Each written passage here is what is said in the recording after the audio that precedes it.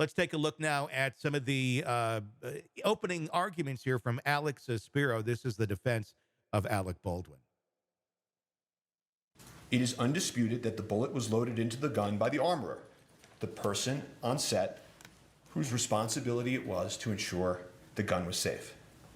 And so picture that moment of the armorer placing a live bullet into that firearm.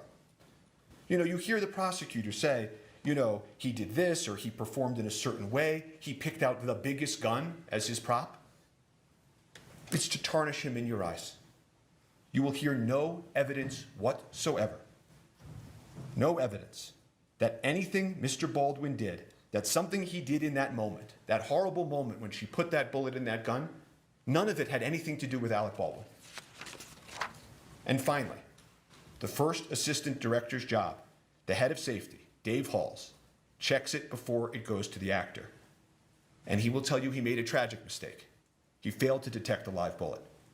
And Alec Baldwin had nothing to do with that either. So all this evidence that the prosecutor just outlined, all of it, has nothing to do with these critical issues. Nothing. Which leads us to this.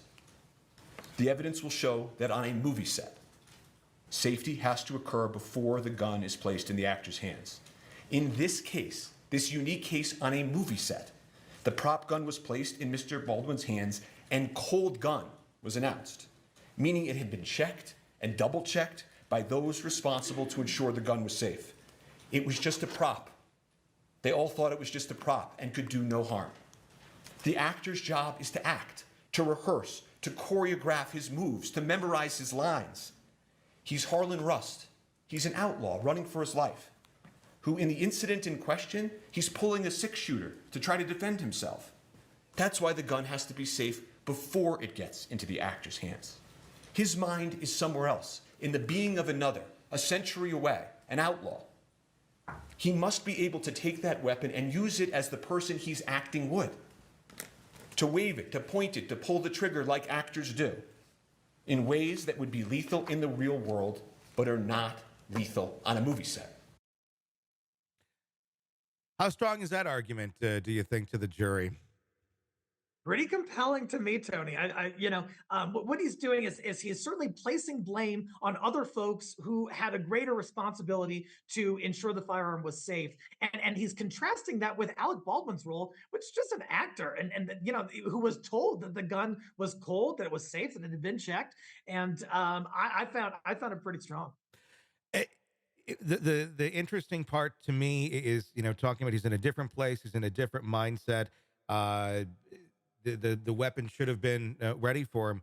Obviously, it was not. They said it was cold, and it was not, in fact, cold. It just keeps going down. I don't know. I find both sides compelling on this whole thing. I think that there's a very interesting chance that we're going to see a hung jury on this one, almost like Karen Reed, where you can find both sides compelling, accurate. I don't think either is really wrong in their arguments. Someone's dead at the end of the day, but does it then equate to locking someone up for what was truly an accident? Such an important point in the criminal justice system. If you have two equally plausible explanations, that is reasonable doubt. That you have, because one of those is the defense's explanation. And if it's relatively equally plausible as the prosecution's, that in my mind, it should lead to an acquittal or at the very least a mistrial in that it's going to convince some jurors of reasonable doubt. Where do you think, I mean, obviously we haven't heard many of the arguments yet, and we'll revisit this in a couple of weeks when we get closer to a verdict. But right now, where do you think it's going to end? Right now, I think that the prosecution has an uphill battle.